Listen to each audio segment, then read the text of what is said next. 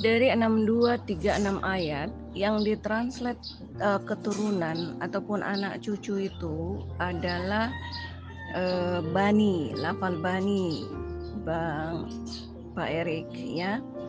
Jadi kalau lafal itrah itu ditranslate-nya tambang atau tali. Itulah tempat kita berpegang kuat, itu perintahnya seperti itu. Digigit dengan gigit geraham.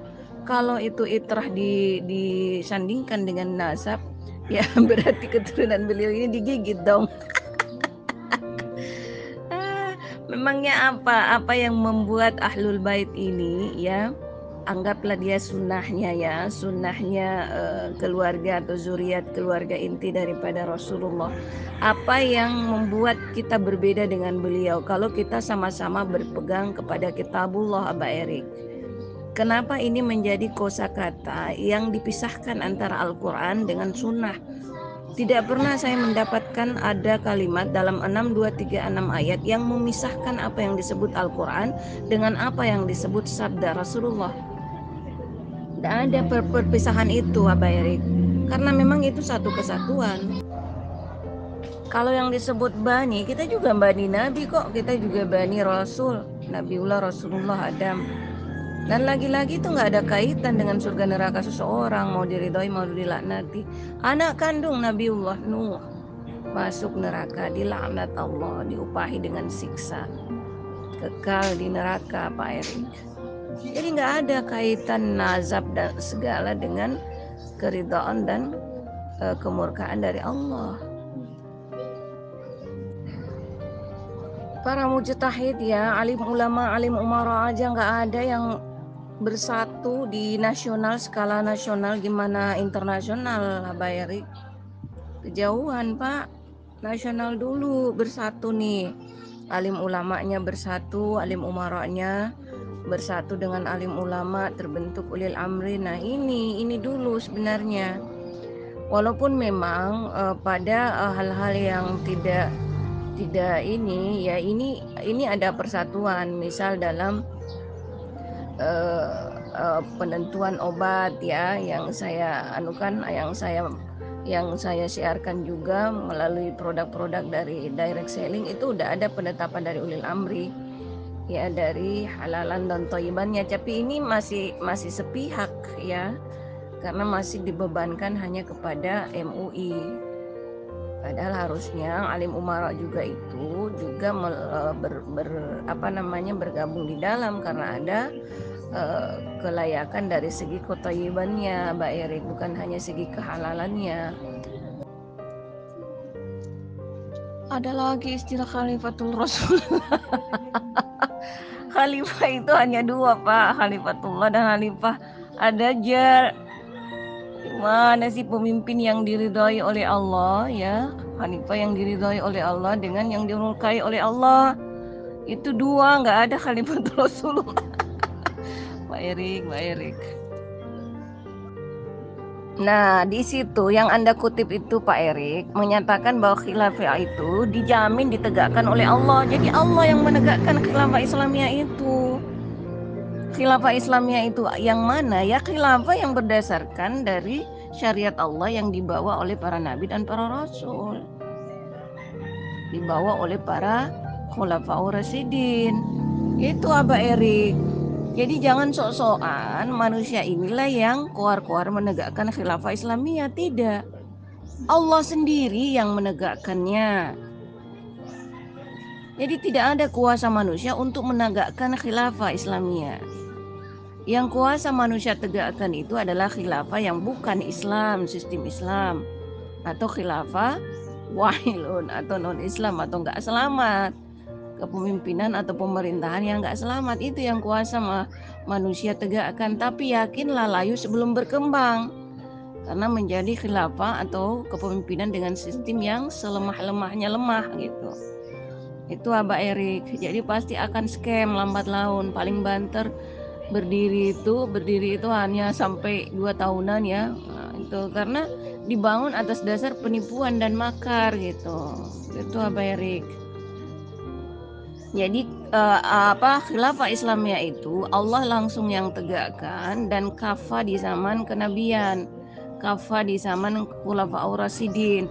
Di zaman Khulafaur Rasyidin itu mulai berakhir, pada saat akhir itu dari situ mulai terkikis kekafahan daripada khilafah Islamiyah ini sampai akhirnya di zaman kita. Nah, inilah kewenangan dan tanggung jawab dari umat Islam akhir zaman untuk mengkafahkan kembali. Jadi udah tegak, cuman belum udah nggak kafah lagi, udah nggak diterapkan secara totalitas menyeluruh di segala lini. Itu Pak Erik. Nggak ada Pak Erik ya, Pak Erik. Ini siapa ini yang kau sebut itu si Atba ini ya, Imam Jamaah Muslimin Ahmadiyah Internasional. Itu nggak pernah lahir dari fatwa ulil amri, jadi dia nggak layak disebut khalifatullah.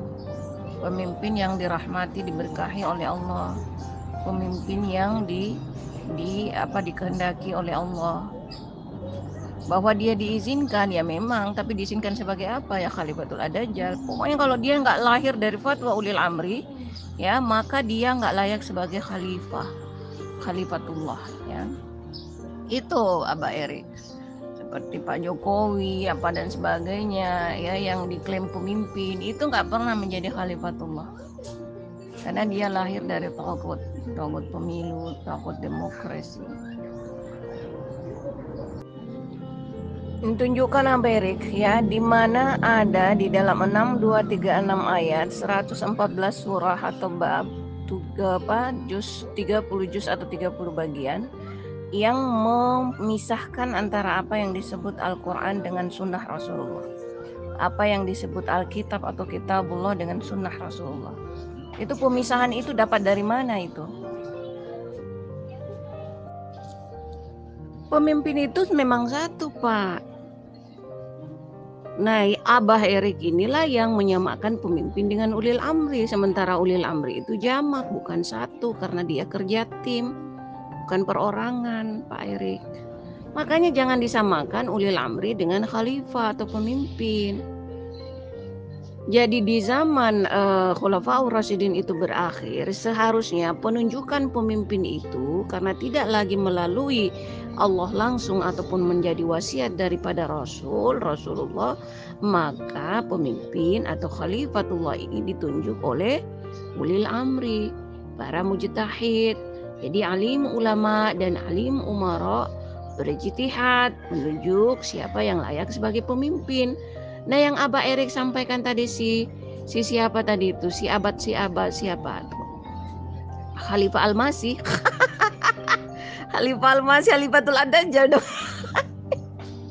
Ad-Dajjal dong yang digelari Al-Masih. Mbak Erik.